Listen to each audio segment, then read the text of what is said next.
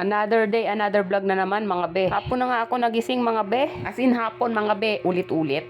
O na tayo mga be. Dahil pati nga si Junjun ay natutulog pa.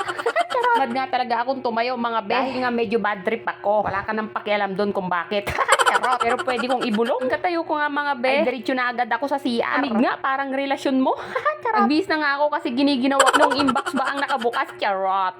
Note ko na nga yung orasan ko mga be. Hello, may oras. Pantalang siya, walang oras para sa'yo, char. Dahil nga binigay na niya sa iba. Yung oras na nakalaan para sa'yo. Ouch! Charot. Ngayon, alam nyo na. Dahilan ng pagka-bad trip ko. Dahil nga nagugutom ako. Parang ikaw. Gutom sa pagmamahal niya. Dahil nga, alawa kayong binubusog ng pagmamahal niya. Charot.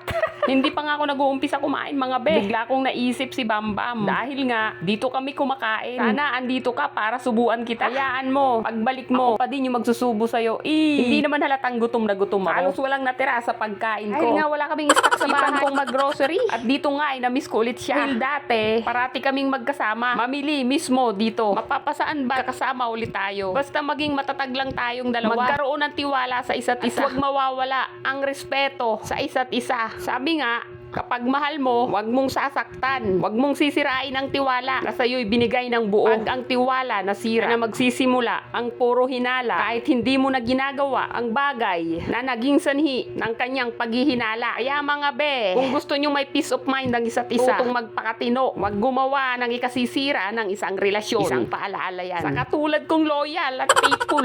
Charot. Ito nga, takawin na ako ng bahay mga be. Mas nagiging responsabling tao nga ako mga be. Dahil ginagawa kong inspirasyon yung asawa ko sa malayo na nangangarap para sa aming future. Kaya bilang magkalayo, ito lang yung pwede kong gawin na support. Gumawa ng mga bagay na alam ko matino. Mga bagay na hindi sakit sa ulo. Mga bagay na maliit man pero hindi magiging stress sa partner ko. Kaunting advice lang para sa mga LDR dyan mga be. Tulungan natin yung mga partner natin na nasa abroad na wag mag-overthink dahil ang pag-overthink mga be ay nakaka-stress sa ating partner. Wag nyo kasing gawing libangan ng pambababae mga be. Gumawa kayo ng ibang bagay para maglibang. Maraming paraan para hindi manloko ang ibang tao mga be. Kinapogi mo ba yan ha? O kinaganda mo?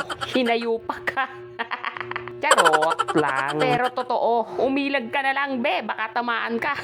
Huwag ka kasing manggago ng iba, be. Mamaya gumanti sa'yo ang kapalaran. Mas triple pa ang ibalik sa'yo. Alam mo ang karma, di ba? Kaya matakot ka. Habang maaga pa, magbago ka na, char. Baka gumanti yung jowa mo sa'yo. Ipagpalit ka sa kaibigan mo. Ouch! Huwag mong antayin mangyari yun sa'yo. Ayaw kung masaktan ka, be. Haha, char. Pero seryoso na talaga, magbago ka na. Ang tanda mo na. Charot. Hanggang dito na nga lang ang video ko mga be. Salamat sa patuloy na suporta kay Tomboys TV mga be. Sana isupport nyo pa rin siya kahit walang kwentang ang mga vlog niya. At least napapatawa kayo kahit onti lang. Ayun, maraming salamat mga be. Salamat sa panonood sa vlog ni Tomboys TV. Bye-bye. Mwah. Thank you for watching mga be. Bye-bye.